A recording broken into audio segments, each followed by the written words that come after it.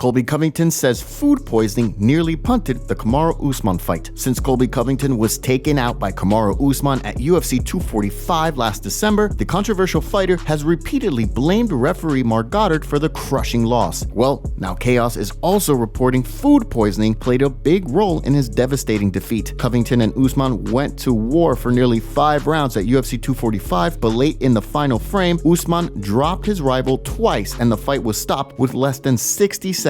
Following the loss, Covington accused Goddard of giving Usman breaks for strikes that weren't fouls, and he also claimed the stoppage was premature. Well, the outspoken fighter appeared on the It's All About Who You Know podcast more recently, and Covington added to the list of why he lost at UFC 245. Chaos reported the following.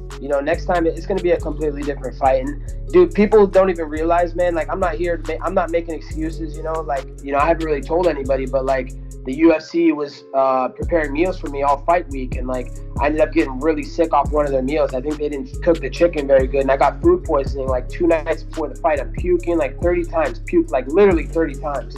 And I was like, fuck, I told my manager, I was like, Dan Lambert, man, I'm gonna have to pull out of the fight, man. He's like, no, you can't pull out, you're the main event, you can't ruin this for the UFC, you just need to go through with it. And, I just ended up going through with it, but I didn't feel my best. So, that kind of played into the decision not to wrestle, because I didn't feel strong. I didn't feel like, my typical, 100%, I'm ready to go, we're going to get into a fight, So is Covington making excuses here? Sort of, right? But if he did have food poisoning, and if it was that bad, then he almost certainly wasn't at his best for the bout. Does that mean the result would have been different? Maybe, maybe not. More recently, Covington has been pushing for a rematch with Usman, and while talking about running it back, the ATT fighter said this. It's like I was holding back a little bit because I knew, I was puking, my liver, my intestines were all messed up, and I wasn't at full strength. So what I'm trying to say is that I was at my worst day and Marty Fake Newsman was on his best day, and I still beat him. And so you can imagine what's going to happen in the rematch when I'm at my best and he's at whatever level he's at, and I'm not fighting against 2 guys. It's going to be a completely different outcome. It will be interesting to see how the rematch goes, if and when it happens. As it stands right now, however, it looks like Usman is going to battle Jorge Masvidal next, probably sometime this summer. That could mean the UFC will call on Covington to fight someone else in the interim. The big question is, however, will Chaos agree to that? Dustin Poirier says UFC's told him to forget about fighting Nate Diaz. Dustin Poirier's been driving for a bout with Nate Diaz, so much so, he said he's willing to throw hands with the Stockton star in the boxing ring. But recently, Poirier relayed that the UFC's told him to move on. If you remember, back in 2018, the plan was to have Poirier and Diaz fight at Madison Square Garden in November of that year. Poirier had to drop out due to an injury, but for a while, there was hope that the fight would be rebooked, and that never happened. Well, more recently, Poirier has been campaigning for a fight with Diaz again, but while speaking to Ariel Helwani this week, Poirier said UFC matchmakers have told him it's a no-go. Here's some of what Poirier had to say. Obviously I was trying to get the Nate fight for a while, but we've recently decided to just leave that alone. He's not fighting. I'd love to fight just fights that are exciting, whoever that is. Whenever they call me with the name, when it's the one, I'll know. But I just want to be excited to go in there and fight, man. Because I had spoke with Mick and Sean when I was out in Houston for the fights, and they told me they offered him the fight. And recently I spoke again to Sean, and he said it's just time to move on.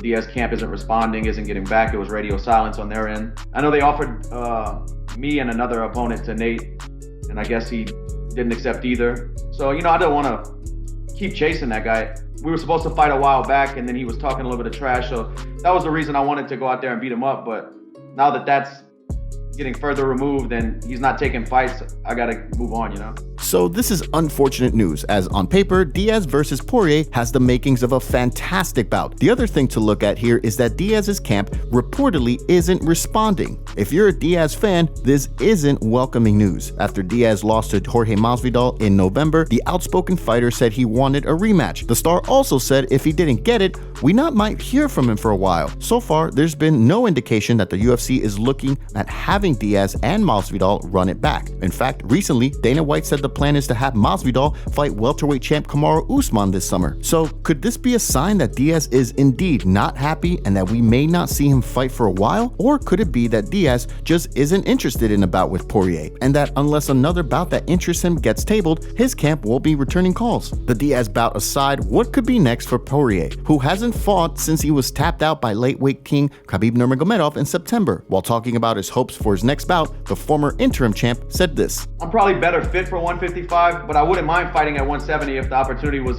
a fun one or a big one, for sure. Is there anyone out there aside from Diaz who you guys want to see Poirier fight? New study raises concerns about fighters using weight cutting measures prescribed by fellow MMA athletes. If you followed MMA for a long time, you know that there's been debate and discussion about fighters cutting weight and whether it's safe for years. But a new study from Dublin City University is raising new and different concerns about cutting large amounts of weight. Cutting weight has been a controversial and much discussed issue for years. Not only is there widespread concern about the long-term physical effects fighters are incurring from cutting lots of weight, we also know it can impact a fighter's performance in a bout and their ability to absorb punishment. As a result, many have argued fighters should be fighting closer to their walking around weight so that they don't have to cut too much weight as a fight nears. Recently, however, Dublin City University released a report that raised concerns about how fighters are cutting weight and who is advising them to use those methods. According to a follow-up report from VJPen.com, the study says the following about weight cutting in combat sports like MMA as well as powerlifting. Rapid weight loss practices have been around for a long time in these sports, and as long as there are weight categories, athletes will look to gain a competitive advantage using these practices. It's important to understand which methods are being used and how widely they are being used, and in turn understand which individuals are most influential in providing information to athletes about these practices. Clearly, there is scope to improve the quality of the information provided to athletes across a range of sports, but there's also a lot more research needed on the effectiveness and safety of the methods presently being used. The report cited specific methods fighters use to cut a large amount of weight in a short period of time, or RWL, which stands for rapid weight loss. Here's more of what the study concluded. The methods used most commonly by Irish MMA athletes were those that reduced body water stores, i.e. water loading, fluid restriction, and hot salt baths. Winter or plastic suits, spitting, laxatives, diuretics, diet pills, and vomiting, all RWL methods are not commonly used in the MMA or powerlifters sample cohort. There were higher RWL scores in professional athletes compared to amateur fights, indicating greater severity of RWL by professional fighters. The problem is, according to the study, is that those methods are often endorsed and or prescribed by fellow fighters and coaches, not doctors or fitness experts, who have a better understanding on how these methods could harm a fighter. The study also stated the following: fellow fighters and coaches were the most influential sources of information in both powerlifters and MMA athletes, whereas health and fitness professionals such as doctors and dietitians had limited influence. What do you guys think? Should fighters check in with doctors and experts to make sure they're cutting weight safely? Or do fighters and coaches probably know best? It's probably best to weigh on the side of caution though, right? And consult with a doctor. Dana White hints Conor McGregor may not fight again this year as he waits for Khabib rematch. Let's get into it. If you follow McGregor and Nurmagomedov, you're aware that ever since the latter tapped the controversial star out in October 2018, buzz about a rematch has never gone away. That said, Nurmagomedov has repeatedly argued that Conor needs to score several wins before he deserves another shot at the lightweight title. After all, before McGregor ran through Donald Cerrone at UFC 246, the star's last win was in 2016. The bad blood between Conor McGregor and Khabib simply won't go away, and you can be certain that a rematch would easily be one of the biggest fights in the history of the UFC. Recently, Dana White thinks the Irishman is willing to bide his time and wait for the Russian to warm up to the idea. In a recent interview by BT Sport, Dana White was asked about a potential Conor McGregor versus Nate Diaz trilogy, in which the UFC bossman responded, "I don't know about a third fight with Diaz being next," White told BT Sport. "He's focused on Khabib. He wants the Khabib fight, but you never know with him. We'll see, but I have no answers for you right now about him. I mean, he really just fought. Do you know what I mean? What do you guys think? There's no question that Conor McGregor wants the rematch with Khabib, but we do know that April 18 won't end on a light note. Both fighters will most likely be medically suspended for 2 to 4 months, and Khabib has Ramadan following UFC 249. We won't see this matchup happening anytime soon in 2020. If this fight does happen, it will most likely happen early 2021, and that's if everything goes according to plan. But what about Conor McGregor fighting 3 times in 2020? While the UFC has recently announced UFC Dublin will be taking place on August 15,